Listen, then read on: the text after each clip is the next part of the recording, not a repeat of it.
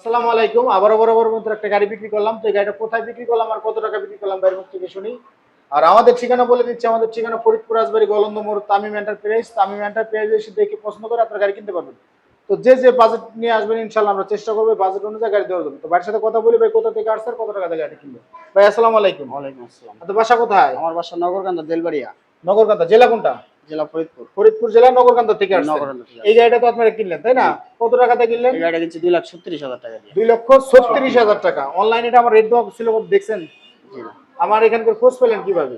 এখানকার খোঁজ পাইছি আমি আপনার ইউটিউবে থেকে। ইউটিউবে ভিডিও দেখছেন? আচ্ছা, এই গাড়িটা আমি অনলাইনে রেট দিয়ে রাখছিলাম হলো 2,45,000 টাকা। হ্যাঁ, 2,45,000 টাকা।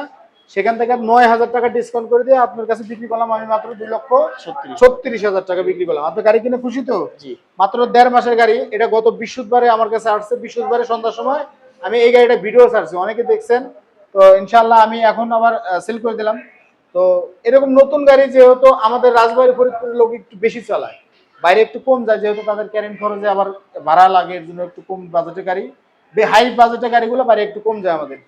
তো আমি যতটুকু দেখছি যে আমাদের এলাকার লোকজনই একটু হাই বাজেটের গাড়িগুলো নেয়, রাজবাড়ী ফরিদপুরের লোকজন বা গোপালগঞ্জ, এদিকে মাগুরা, ঠিক আছে, এদিকে মানিকগঞ্জ, এই আশেপাশে যেগুলো তারাই আমি দেখছি একটু হাই বাজেটের গাড়িগুলো নেয়।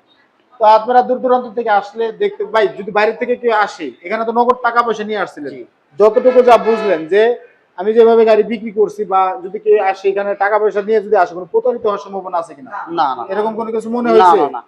বা আপনি তো কাগজ করার আগে আমাকে আগে টাকা দিয়ে দিয়েছেন, পরে আমি কাগজপত্র করে দিলাম। অনেকে কাগজ দেখেও টাকা দেয়, যার বিশ্বাস হয় না, না ভাই আপনি দেখেন সমস্যা নেই, আমার ওটা নিয়ে ভয় নেই, আমার জিনিস কমপ্লিট আছে, আপনি দেখে নেবেন।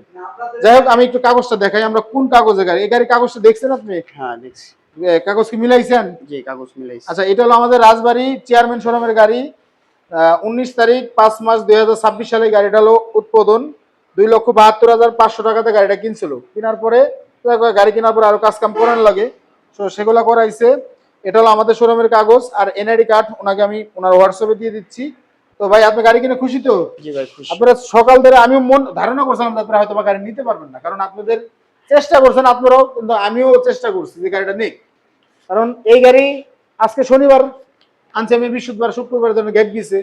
এই গাড়ি যদি বৃহস্পতিবার সকালে আনতাম তাহলে বৃহস্পতিবার বেচা হয়ে যেত। এইসব গাড়ি থাকে না, যারা গাড়ি চেনে এসব গাড়ি কেউ দিনে রাখবে না, এই একটা এগুলো নতুন গাড়ি রাখবে না। তো আমরা একটু গাড়িটা দেখাই যে কোন গাড়িটা বিক্রি করলাম। এটা original power plus battery, SR এরটা অরিজিনালটা, কিন্তু এই ব্যাটারিটা, হ্যাঁ এটা কিন্তু অরিজিনাল পাওয়ার প্লাস 5 পদের থাকে, তার ভিতরে এটাই হলো আপনার অরিজিনাল ব্যাটারি। তো যারা চেনেন তারা বুঝবেন।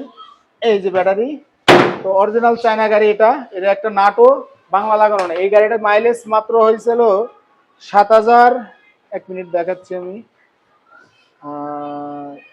7,402 কিলোমিটার মাত্র গাড়ি চলছে এই গাড়িটা।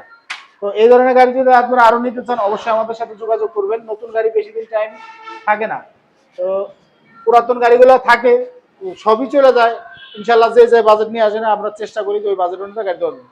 তো আপনারা আসবেন, এসে দেখে পছন্দ করে গাড়ি কিনতে পারবেন। সবাই ভালো থাকবেন, সুস্থ থাকবেন। আসসালামু আলাইকুম।